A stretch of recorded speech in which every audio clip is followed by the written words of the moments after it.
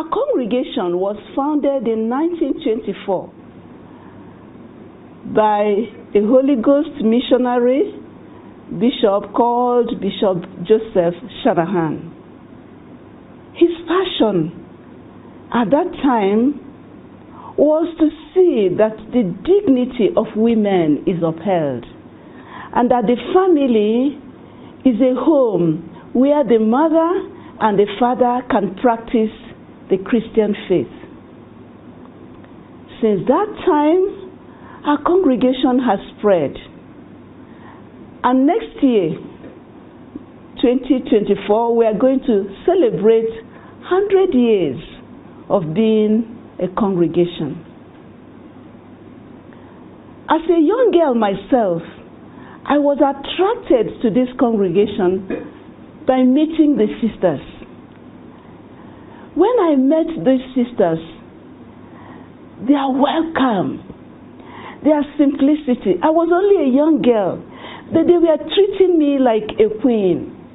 And not only myself, the other aspirants tell the same story. And I also heard the story, how these sisters stayed with our people when we had the Civil War. There were many children with kwashiorkor, even the bombing, the shelling, the fighting didn't make them to go away. They stayed with us. Such dedication to the poorest of the poor has touched my life and continue to inspire so many other young people.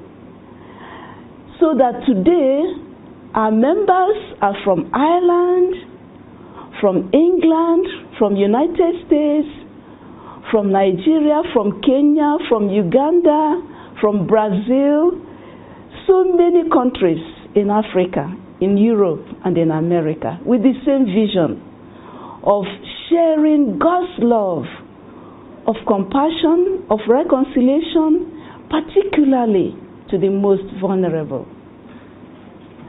And there in Kitale, I met many women who our sisters gather.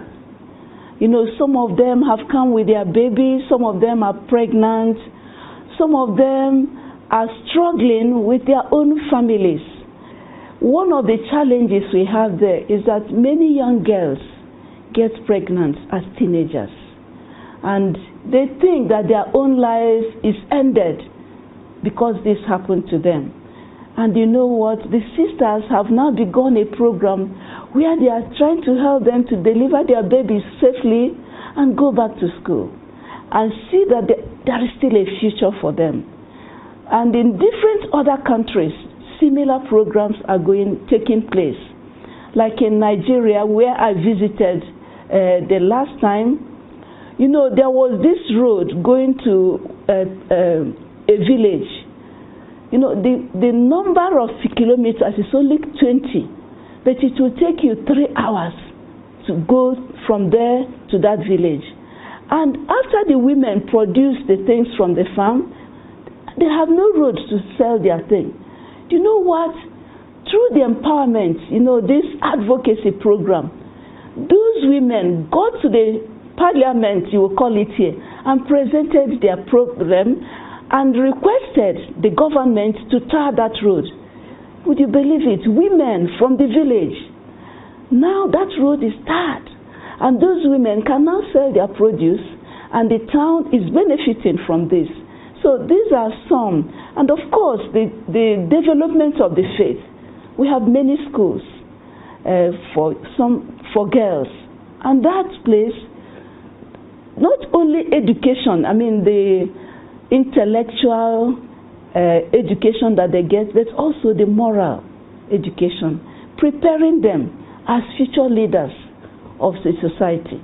Any young girl or young woman who feels that God is calling her to consider religious life, we would welcome you and descend with you on that journey. And these are the stages. First, you come as an aspirant. That's what we call it. During that time, there will be somebody who will be accompanying you. If you're in school, we accompany you. And then after some time, if you still feel called and we still feel God is calling you, then you go to the stage of pre-candidates, we call it. At that stage, we begin to tell you a little bit about the congregation, about the Christian life, because the heart of our life is love, is reconciliation, is compassion. So we begin to expose you to deepen your own Christian faith and to know more about the congregation, how we found it. Then the next stage is what we call the candidacy. Some call it postulancy. That takes like about 2 years. And at the moment we have a postulancy or a candidacy here in Kenya. And during that time, you come to live with us and journey with you to help you to know yourself, to know God's love in your life, and then you get to know more about the congregation and about the work we do. And we live in community. So you taste how we live in community. After that stage, then you go to the novitiate. At the moment, our novitiate is in Nigeria.